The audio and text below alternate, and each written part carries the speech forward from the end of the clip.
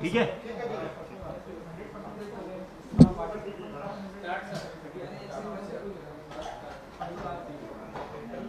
शुरू करें।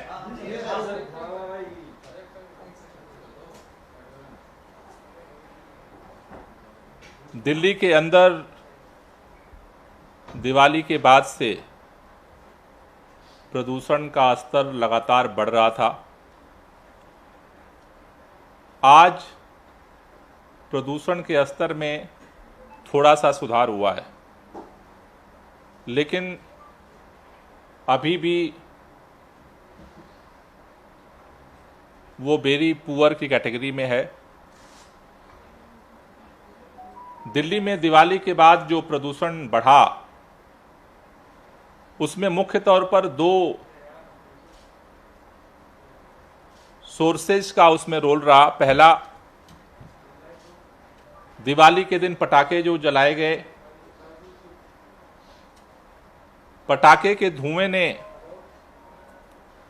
जो दिल्ली के आस पड़ोस के राज्यों में पराली जलाई जा रही है, खासतौर से पंजाब, हरियाणा और उत्तर प्रदेश में, उसके धुएं के साथ मिल करके दिल्ली के ऊपर एक स्मॉग की चादर जो है छाई हुई है।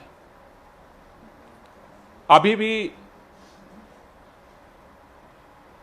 पड़ोसी राज्यों में पराली जलने की घटनाएं लगातार जारी हैं। हमने केंद्रीय पर्यावरण मंत्री जी से निवेदन किया था कि एक संयुक्त बैठक केंद्रीय पर्यावरण मंत्री जी के नेतृत्व में राज्य के पर्यावरण मंत्रियों की की जाए।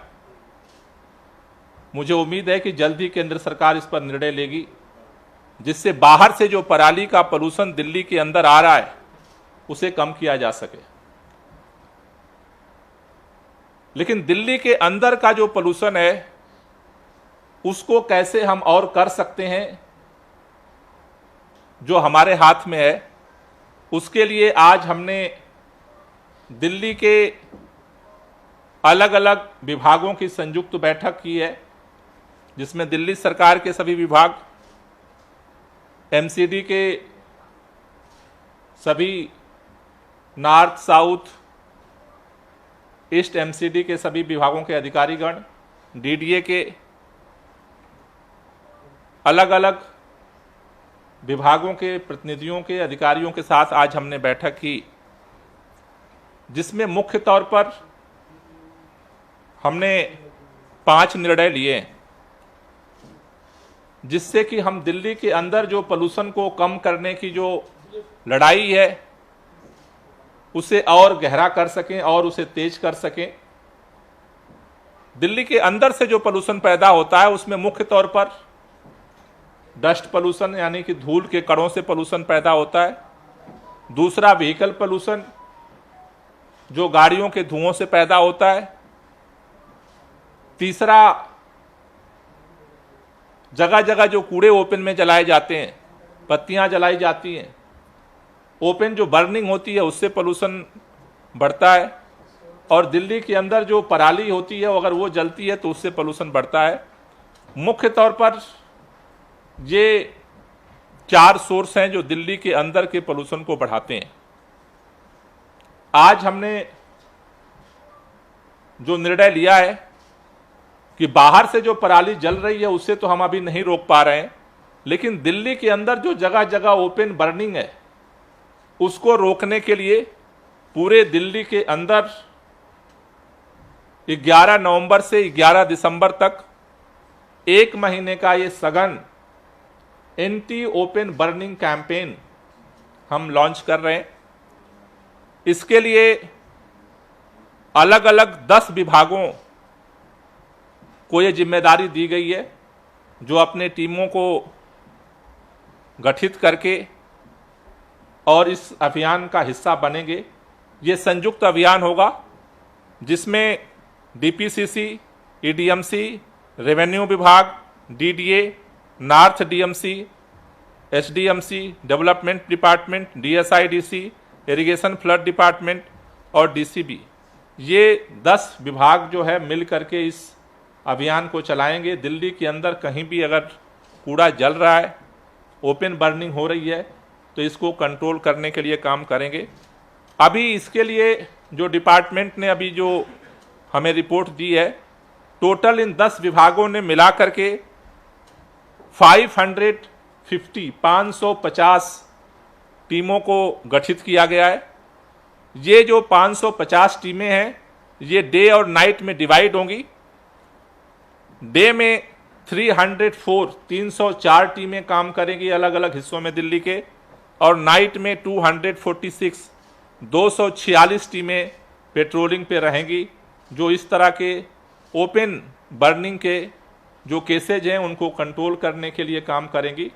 इसके साथ साथ दिल्ली के सभी नागरिकों से हमारी अपील है कि अगर आपको भी कहीं ओपन बर्निंग दिखती है, अगर खुले में कोई कूड़ा जला हुआ दिखता है, तो आप ग्रीन दिल्ली ऐप पर जरूर कंप्लेंट करें, जिससे कि हम भी वार रूम के माध्यम से इसको जो है कंट्रोल करने में इस डिपार्टमेंट के साथ मिल करके हम काम कर सकेंगे। तो ये एंटी ओपन बर्निंग कैंपेन 11 नवंबर से 11 दिसंबर तक ये 550 टीमें मिल करके जो है वो संचालित करेंगी, जिससे कि दिल्ली के अंदर से जो बर्निंग का पोल्यूशन है उसको जो है वो हम कंट्रोल कर सकें। दूसरा, दिल्ली के अंदर जो अभी हम वेरी पुअर कैटेगरी में हैं पिछले कई दिनों से, सीवियर से हम थोड़े बाहर आए हैं, तो इसको देखते हुए दिल्ली के अंदर ग्रैप के अनुसार अब कुछ एक्शन जो है लेने के लिए दिशा निर्देश दिए गए हैं।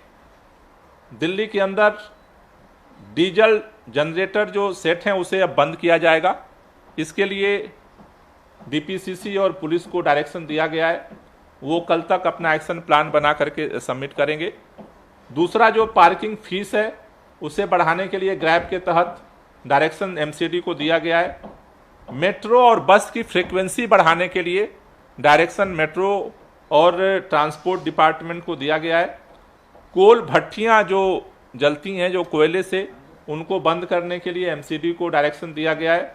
और आरडब्ल्यूए को, जो आरडब्ल्यूए अपने अपने सोसाइटी के लिए जगह जगह गार्ड्स रखती हैं, उन लोगों को हीटर आरडब्ल्यूए को देने के लिए दिशा निर्देश एसडीएम्स को दिया गया है। एसडीएम इसको इंश्योर करेंगे कि उन लोगों को हीटर दिया जाए, जिससे कि वो रात में जो अलाव जलाते हैं उससे जो प्रदूषण होता है उससे बचा जा सके। तो ये 5 जो है पॉइंट्स डायरेक्शन भी आज अलग अलग डिपार्टमेंट्स को जारी किए गए हैं। जो ग्रैब का सिस्टम है उसके अनुरूप दिल्ली के अंदर ये 5 नॉर्म दिल्ली में लागू होते हैं, उसके लिए डायरेक्शंस आज जारी किए गए डिपार्टमेंट्स को। तीसरा, हमने पिछले महीने 8 अक्टूबर से 30 अक्टूबर तक दिल्ली में डस्ट पोल्यूशन को, धूल के प्रदूषण को रोकने के लिए एंटी डस्ट कैंपेन चलाया था। अभी जो परिस्थितियां बनी हैं उसको देखते हुए एंटी डस्ट कैंपेन का सेकेंड फेज जो है वो चलाने का निर्णय लिया गया है। 12 नवंबर से 12 दिसंबर तक ये next phase, second phase anti dust campaign का हम शुरू करेंगे, जिसमें दिल्ली के अंदर डीपीसीसी के अलावा सभी एजेंसियां मिल करके ज्वाइंट जो है इस पर जो है वो अभियान चलाएंगी। सभी विभाग मिल करके सभी विभागों को एंटी डस्ट सेल बनाने का डायरेक्शन दिया गया है कि सभी विभाग एंटी डस्ट सेल बनाएंगे जो इस पर फोकस करेंगे, और डीपीसीसी इसको जो है कोऑर्डिनेट करेगा, और सभी विभाग मिल करके ये एंटी डस्ट कैंपेन का ज्वाइंट एक्शन प्लान जो है वो 12 नवंबर से 12 दिसंबर तक ये हम लोग जो है सेकेंड फेज जो है लॉन्च करने का हमने निर्णय लिया है। और जो फर्स्ट फेज हमने चलाया था उसमें लगभग 2500 साइटों का इंस्पेक्शन डीपीसीसी के द्वारा किया गया था, जिनमें से 2000 साइटों पर कंप्लायंस सही पाई गई थी। लगभग 450 साइट ऐसी थी जहां उल्लंघन पाया गया था, और उनके ऊपर 1,23,00,000 का जुर्माना जो है उनके ऊपर लगाया गया था एंटी डस्ट कैंपेन के दौरान। और अब ये जो डीपीसीसी के द्वारा जो एंटी डस्ट कैंपेन चलाया जा रहा था, मार्शल्स के द्वारा चलाया जा रहा था, अब इसको सभी डिपार्टमेंट का जो एंटी डस्ट सेल है उनके साथ मिल करके अब ये ज्वाइंट एंटी डस्ट कैंपेन जो है वो दिल्ली के अंदर संचालित किया जाएगा। डेली बेसिस पे हम उनकी रिपोर्ट को भी गैदर करेंगे कि किस डिपार्टमेंट ने किस दिन कहाँ कहाँ पर जो है मॉनिटरिंग किया, कहाँ कहाँ पर चालान किया। इसके अलावा चौथा जो निर्णय हमने लिया है कि इमरजेंसी मेजर के रूप में स्प्रिंकलिंग का, पानी के छिड़काव का, पीडब्ल्यूडी के द्वारा जगह जगह पानी के छिड़काव का अभियान हम शुरू कर चुके हैं। हमने जो है दिवाली के अगले दिन से ही अभियान को शुरू कर दिया था, लेकिन इसमें अब एडीएमसी, एनडीएमसी और साउथ म्युनिसिपल कॉरपोरेशन, ये डीएसआईडीसी, कंटेनमेंट बोर्ड, ये सब मिला करके लगभग 400 टैंकर जो है वो अब सड़क पे उतरेंगे, जो जगह जगह पानी के छिड़काव का अलग अलग क्षेत्रों में काम करेंगे, जिससे कि जो पोल्यूशन का स्तर है उसको थोड़ा सा जो है वो कम किया जा सके, उसका जो इम्पैक्ट है उसको थोड़ा सा कम किया जा सके। और पांचवा जो हमने निर्णय लिया है पराली को लेकर के, दिल्ली के अंदर अभी तक 2300 एकड़ में बायो डीकम्पोजर के घोल का छिड़काव हो चुका है, लेकिन अभी हमने डायरेक्शन दिया है कि अपना मैन पावर कृषि विभाग बढ़ाएगा और 20 नवंबर तक हम 4000 एकड़ जो खेत में छिड़काव करने का एप्लीकेशंस आई हैं, जो डिमांड्स आई हैं, उसे 20 नवंबर तक इसे कंप्लीट किया जाएगा। तो ये मुख्य तौर पर हमने 5 जो है बिंदुओं पर आज निर्णय लिया है, और जिसके अनुसार जो प्रदूषण के खिलाफ जो अभियान है वो सरकार सभी डिपार्टमेंट्स के साथ मिल करके दिल्ली के अंदर का जो पोल्यूशन है उसे हम और कम करने का प्रयास करेंगे। और दोबारा हमने ये मिशन को और तेज करने के लिए अलग अलग डिपार्टमेंट्स को जो जरूरी डायरेक्शंस हैं वो दिए गए हैं। साथ ही साथ अगर कोई डिपार्टमेंट इन डायरेक्शंस को फॉलो नहीं करता है तो सभी लोगों को वार्निंग दी गई है। उन डिपार्टमेंट्स के साथ सख्त एक्शन के लिए भी जो है वो डीपीसीसी के तरफ से, एनवायरनमेंट डिपार्टमेंट की तरफ से हम इनिशिएटिव लेंगे। Thank you. कोई क्वेश्चन है तो ले लीजिए। सर, पराली की आज की ताजा स्थिति क्या है? किन राज्यों में सबसे ज्यादा पराली जलाई जा रही है? और मीटिंग के लिए आपने अपील की थी, क्या किसी भी तरह का लिखित, फोन, मैसेज, कुछ आपको जानकारी केंद्र सरकार से मिली? पराली तो अभी सबसे ज़्यादा पंजाब में ही जल रही है, उसके बाद हरियाणा में है और उसके बाद उत्तर प्रदेश में है। अभी केंद्र सरकार से तो हमारे पास अभी कोई मीटिंग के लिए कम्युनिकेशन नहीं आया है। सर, पंजाब में सबसे ज़्यादा पराली जलाई जा रही, क्या दिल्ली सरकार ने पंजाब सरकार से बातचीत करने की कोशिश की या सब कुछ आपने केंद्र पे छोड़ दिया? नहीं, दिल्ली सरकार के गाइडलाइंस को फॉलो नहीं करते, लेकिन अगर सीपीसीबी का गाइडलाइन पंजाब के भी सरकार को फॉलो करना पड़ेगा, तो इसलिए अगर केंद्र सरकार इनिशिएटिव लेती है तो उसका इम्पैक्ट दिखेगा। सर, मेरा सवाल थोड़ा हट गया है कि दिल्ली सरकार ने मजदूरों का जो वेतन है उसे भी बढ़ा दिया है और 6 महीने के लिए मुफ्त राशन और देने की बात कही है, इस पर क्या कहें? अभी इस पॉइंट पे बात कर लेते हैं। सर, किसानों की तरफ से पराली जलाई जा रही है, लेकिन पंजाब में चुनाव है, तो क्या किसानों को लेकर कोई कुछ क्यों नहीं कर रहा? सरकारों को लेकर बात क्यों हो रही है? नहीं, देखो, किसानों की तरफ से पराली जलाई जा रही है तो उनकी समस्या है, लेकिन राज्य सरकारों को इस पे निर्णय ले करके इस पे इनिशिएटिव लेने की बात है। सरकारों ने पिछली बार जब दिल्ली के अंदर पराली का सलूशन निकला और केंद्र सरकार के साथ, राज्य सरकार के साथ ज्वाइंट मीटिंग में भी हमने सारी बात रखी थी, लेकिन अभी तो इच्छा शक्ति का अभाव दिखा है, जिसका परिणाम आज दिल्ली को भुगतना पड़ रहा है। सर, अभी क्या आकलन है, एक्सपर्ट्स के साथ बात हुई होगी कि अभी जो दिल्ली की स्थिति है इसमें अलग अलग फैक्टर जो हैं, उसमें पराली कितना कंट्रीब्यूट कर रही है, या दिवाली का जो पटाखे जलाए गए उन्होंने कितना कंट्रीब्यूट किया, जिससे पता चल सके कि कितना दिल्ली का अपना था और कितना दिल्ली के ऊपर लगभग थोप दिया गया। देखो, अभी पिछले दिनों का जो पराली को लेकर के जो सारा अभी अलग अलग रिसर्च आई है, करीब 46% तक पराली का कंट्रीब्यूशन रहा है। अच्छा, कब तक? ये परसों की रिपोर्ट है। परसों तक 46% तक गया? 46% तक परसों हाईएस्ट रहा है, उसके बाद से तो कल से थोड़ा थोड़ा कम हुआ है। सर, यमुना पॉल्यूशन पे लेके एक सवाल है। When we talk about Yamuna pollution, तो फॉरेस्ट डिपार्टमेंट का एक अहम रोल रहता है। अनंतराज कॉलोनी से जितना भी वेस्ट वाटर आता है यमुना में मिलता है, दिल्ली में 1700 है, उसमें से 130 अनऑथराइज्ड कॉलोनीज हैं जहां पर फॉरेस्ट डिपार्टमेंट ने ट्री कटिंग परमिशन दी है ताकि वहां पर सीवर लाइन रहे। ऐसे ही STP sewage treatment plants upgrade हुए हैं। कोहली और सोनिया विहार में ये देखा गया 3 साल तक ट्री कटिंग परमिशन नहीं दी गई थी, तो एसटीपी अपग्रेड नहीं होगा। अभी 36 एसटीपी अपग्रेड करने हैं। क्या आप अपनी तरफ से ये कहेंगे अपने डिपार्टमेंट को कि ये ऐसे सारे प्रपोजल हैं क्लियर किए जाए? नहीं, वो जितने प्रपोजल हैं अगर मेरे पास आते हैं तो मैं इसको लेकर के बात करूँ।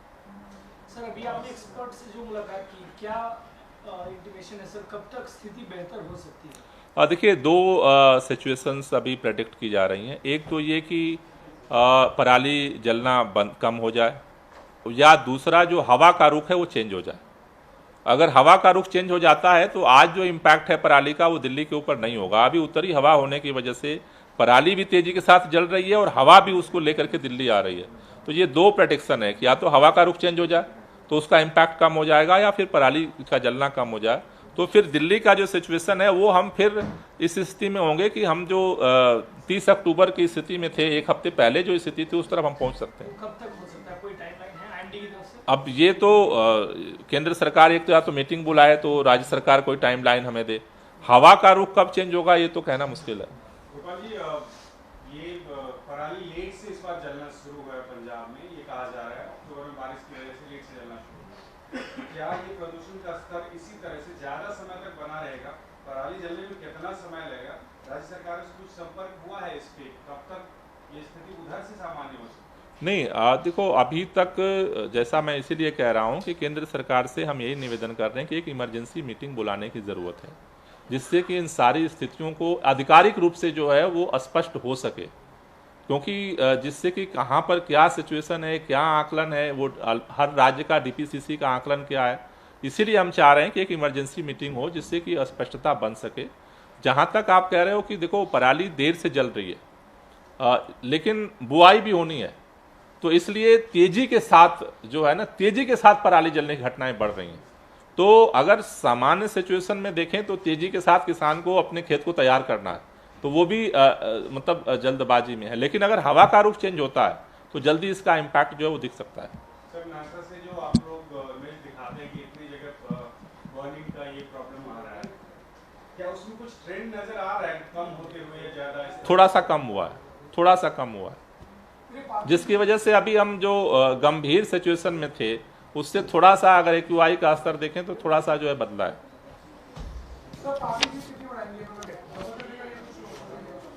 क्या कह रहे हैं?